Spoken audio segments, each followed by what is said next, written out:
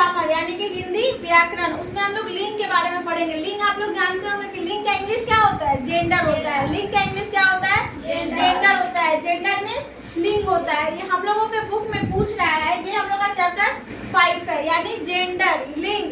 लिंग के बारे में पूछता है कि लिंग किसे कहते हैं। तो लिंग शब्द के जिस रूप में पुरुष या स्त्री जाति की पहचान हो, शब्द के जिस रूप में, जैसे कि हम शब्द को जिस रूप में शब्द बोलेंगे तो हम लोग को जिस रूप में स्त्री जाति या पुरुष जाति का पहचान होता है उसको हम लोग क्या बोलते हैं, लिंग बोलते हैं। क्या बोलते हैं, लिंग बोलते हैं। शब्द का जो रूप पुरुष जाति का बोध कराता है, पुरुष जाति का बोध कराता है, जैसे कि धोबी पुरुष जाति का बोध करा रहा है, धोबी धोबी बोल रहे हैं ना, तो हम लोग पुरुष जाति का बोध कर रहे हैं, क्योंकि धोबी कपड़ा खींचता है। अगर वही लड़की रहती तो क्या करते, फीचती लगाते ना, यहाँ पे फीचता है तो वो क्या हो जा रहा है, धोबी, बैल, राजा। राजा लड़का होगा कि लड़की होगी, राजा लड़का होगा।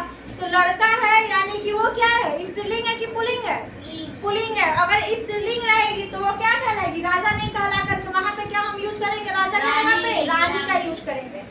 शब्द के जिस रूप में स्त्री जाति का बोध होता है वही हमारा क्या कहलाता है, स्त्रीलिंग कहलाता है। क्या कहलाता है, स्त्रीलिंग। फर्स्ट में हम लोग को पढ़ेंगे पुल्लिंग के बारे में, फर्स्ट क्या पढ़े हैं, पुल्लिंग के बारे में, और सेकंड पढ़ेंगे हम स्त्रीलिंग के बारे में।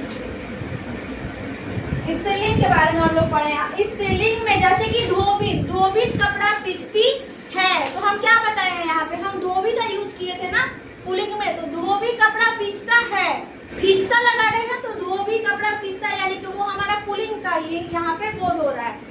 और यहाँ पे स्त्री जाति के लिए लगाएंगे तो क्या लिखेंगे, धोबिन कपड़ा खींचती है, तो वहाँ पे खींचती लगा रहे हैं और धोबिन भी बोल रहे हैं, तो वो हमारा क्या हो जाएगा, स्त्री जाति का बोध होगा, यानी कि स्त्रीलिंग होगा। यहाँ पे हम लोग पुरुष जाति में बैल पढ़े हैं, तो बैल का स्त्री जाति में आएंगे तो क्या बन जाएगा, वहाँ पे गाय बन जाएगा।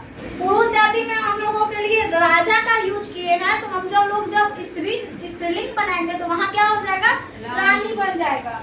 और जैसे कि स्त्रीलिंग जाति में बहुत सारे एग्जाम्पल्स आते हैं, बहुत सारे, जैसे मैं उदाहरण देंगे तो शेरनी, नारी, हथनी, लेखिका, चूहिया आदि, ये सारे क्या होते हैं, कौन से होंगे, पुल्लिंग होंगे या स्त्रीलिंग होंगे, स्त्रीलिंग जाति के एग्जाम्पल्स हैं, उदाहरण है।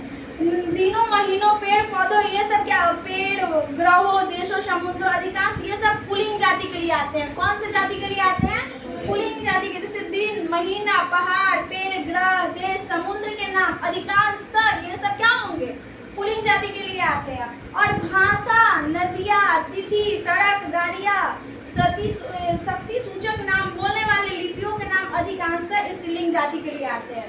समझ में आ रहा है ना, मुझे आशा है कि आप लोगों को समझ में आ रहा होगा।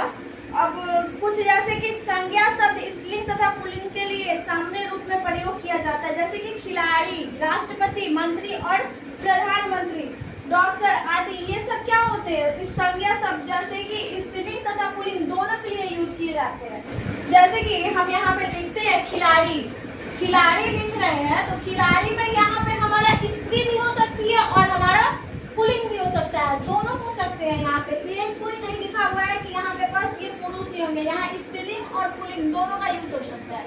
समझ आ रहा है ना।